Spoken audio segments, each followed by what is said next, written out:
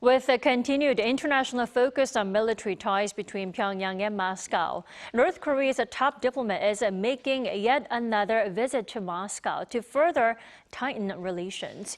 We're joined by Professor Song Se-ryun this morning. Good morning. Good morning. So North Korea's foreign minister, that is Choe Son Hui, making her second trip to Russia in 6 weeks. Would you say her trip is about the North Korean troop transfer?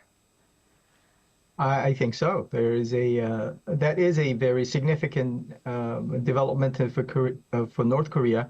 I think it has many different reasons to do it. One is that North Korea is an isolated country. They always want a backing or alignment with a bigger country, and Russia fits the bill. And I think there's another reason that the Kim Jong-un wants the North Korea to align with the Russia at this point is for domestic reasons. He wants to show the North Korean people that North Korea is active in the international stage, and aligning with Russia can send a message that is beneficial to his leadership.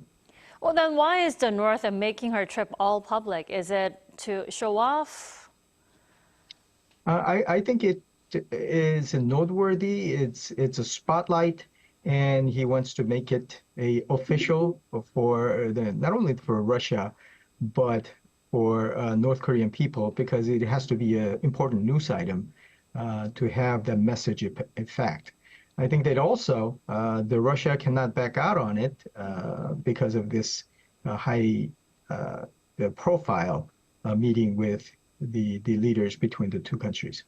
Well, on top of that, what we are also learning is that North Korean soldiers are being trained, and also they're learning Russian military terms.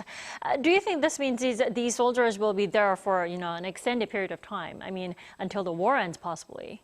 Well, on one hand, the foreign land, maybe they need the travel phraseology, but I think we cannot rule out the possibility that instead of isolated units fighting there is a possibility that they'll be folded into strategic formation of the Russian military assault. So that means, as you said, there is a possibility that they'll be there for duration, and learning the language seems like a natural first step. Well, what we also do know that is at least 10,000 troops are in Kursk region to fight against Ukraine. The question is 10,000 enough to make a difference in the fight against Ukraine? What do you think? Well, it depends on the situation.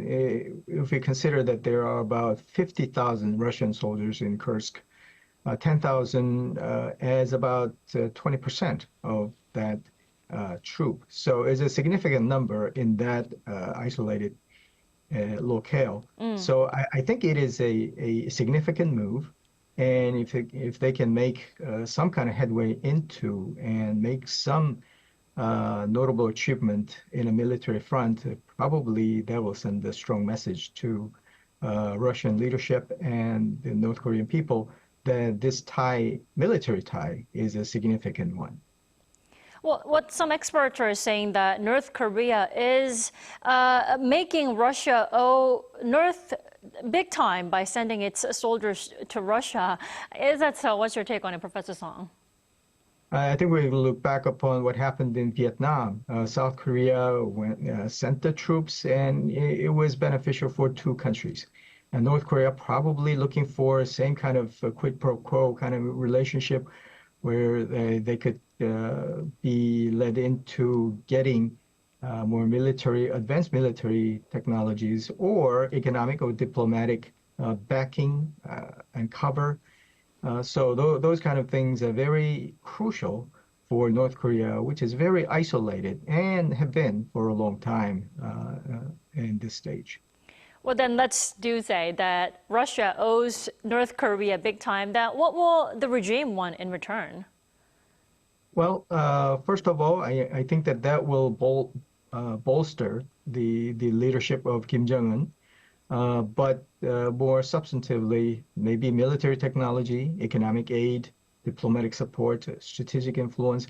Those are something that North Korea really wants at this point. Again, the isolated situation has been prolonged, And in order to get some kind of headway out, probably they need help.